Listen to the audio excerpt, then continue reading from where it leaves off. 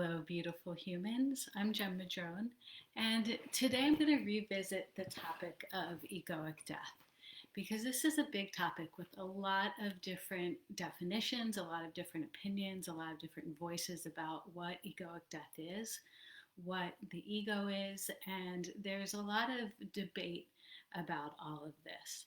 And so, first, I want to encourage you as you listen, just to listen for the energy behind the words because we're talking about a lot of concepts that are really difficult to put into words. They're beyond words.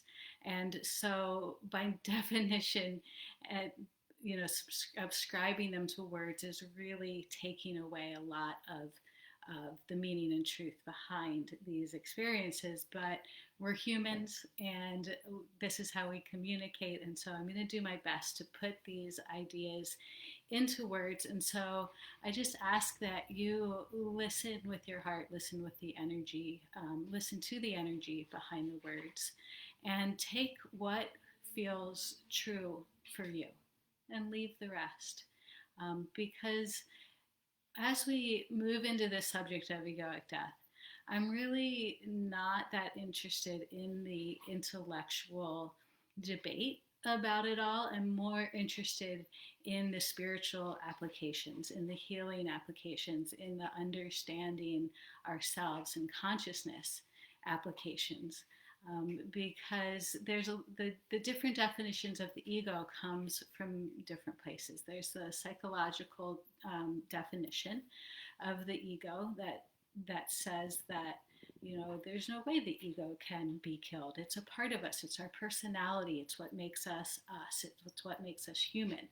And I understand that perspective, but that's not really a perspective that I subscribe to because it breaks us up into different pieces. It's saying, okay, we have this human piece, and okay, maybe there is this mystical, spiritual aspect, and we have our emotional piece.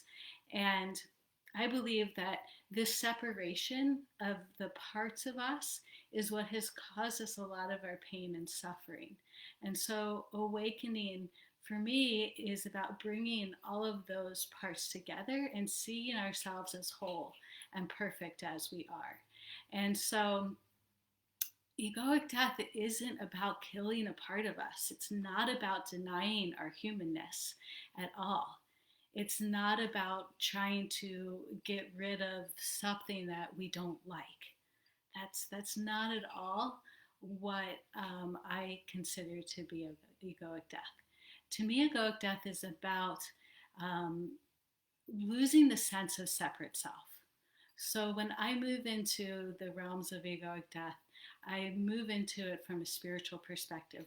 And I love Eckhart Tolle's definition of the ego, that it's our attachment to thoughts. I love Alan Watts's ideas and opinions that the ego doesn't exist, that it's an illusion, because the ego is a part of this incarnation. It's a part of this humanness, which, though we are very human, it is temporary. And so, in the sense of this idea of this whole spiritual being that we are, the ego and the sense of the separate self is really an illusion because we're not just human, we're not just spirit. Right now in this incarnation, we are both. But the spiritual aspect is the only part of us that lives on, that continues on, and that never dies. And so, egoic death is really about letting go of that sense of the separate self. And the thoughts, as Eckhart Tolle talks about, are what sustains the idea of the separate self. And so by releasing attachment to our thoughts, releasing attachment to the sense of separate self, releasing the attachment to the idea that we are this, this, and this. We are a mom, we are a teacher, we are a school bus driver, we're a lawyer, and that's who we are. Well, that's bullshit. It has nothing to do with who we actually are. And as we awaken, we begin to see that. And so as we awaken, this process from my perspective, this process of egoic death begins because it's the healing of the idea that we have this separate self. It's healing of the disconnection from our true self. And so this egoic death begins because we start to allow the old self, the old ideas of who we are, to die away. That being said, there are also egoic death experiences. So I want to talk a little bit about the difference between the egoic death process, which is very much a part of the awakening process, and these egoic death experiences that can be really life altering and really difficult to process, and also really beautiful to experience in the same sense. And so these egoic death experiences are what most people think of when they think of egoic death. They think of plant medicine experiences. They think of spiritual experiences. They think of times where you just completely lose any idea of who you are and merge with this bigger consciousness, this unity consciousness.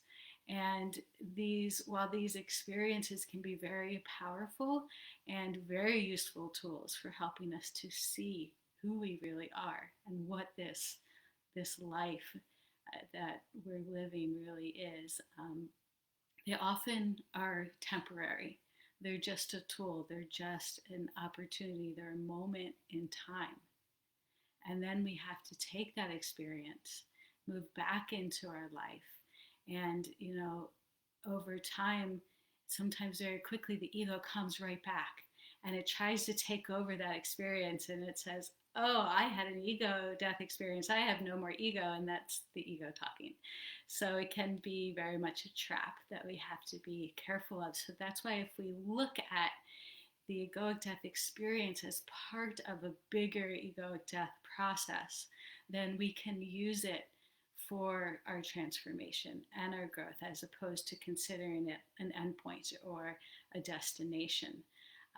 And it's also pretty popular these days to pursue plant medicine experiences with the intention of having an egoic death experience. And to me, that if your intention is just to go in and do that and blast everything open, it's almost like a bypass in a way, because it's like, I don't want to do all the work. I just want to take that pill and I want to blast open and I want to be done. And often that comes back to bite us in the ass because we cannot bypass the personal work. And so I often caution people for, running headlong into these experiences, and just ask them to reevaluate their intentions, because often when people naively run towards these plant medicine experiences and they're not ready for them, they have a really difficult time assimilating them. They can feel like they're going crazy. It can cause extreme anxiety. It can cause extreme depression. It can cause a split in the mind and the personality. One, if we're not ready. Two, if we don't have the right setting. And three, if we have no one to help us process these experiences. So be very, very careful when you're approaching these medicines, and approach them with extreme respect. And I would also ask you to kind of change your intention. If you are wanting to experience an egoic death experience, that's fine. But open up to the idea that there may be something else you need to experience first that's going to pave the way. It's going to prepare you for this process of egoic death, and maybe even start the process in a much more gentle way. Because this is not a one or done thing. Very, very rarely do we have an egoic death experience and we are completely dissolved of this separate self. We have to go back to the personal work over and over and over again, and see the places where we've disconnected from ourselves in order to sustain this connection with Source, to sustain the understanding that we've gained, and to sustain the experience of ourselves as pure spirit in a human body at the moment. And so this is such a big topic, and there's a lot of different experiences that come with it.